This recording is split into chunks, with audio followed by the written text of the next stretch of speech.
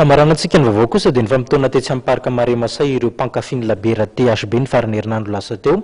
Songadina tao anatin'izany ny fanamarihana ny tsingeritaona fa 5/50 amin'izay labera izay araka izany tao anatin'ny korana tanteraka ny arahany rehetra. Novain'ny THB ho tokotany be fionana ny parc Maria Masay sy ny manodidina azy tamin'ny farany herinandro lasa teo.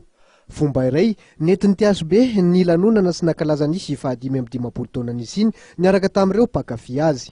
Isan'ny nanamarika ty hetsika ty ny lanonana teo amin'ny terasy lehibe izay natsangana manokana teo amin'ny zaridaina Maria Masay izay nahavory sy mpiala voly maro dia maro. Tafavory nandritra ty hetsika ty avokoa ireo akora rehetra nentina nanao lanonana sy natokana ho an'ireo mpilanonana mpitady fialamboly. Tao ny zava-pisotro sy ny tsakitsaky ary feno avokoa ny latabatra. Teo ihany koa ny mozika satria nandritra ty fotoana ty tokoa no nentina nampahafantarina ny rakitsary vaovao manamarika ny 5/50 taonan'ny THB nampitondraina nisy lohateny hoe THB ny atsika izay nalefa tamin'ny écran géant.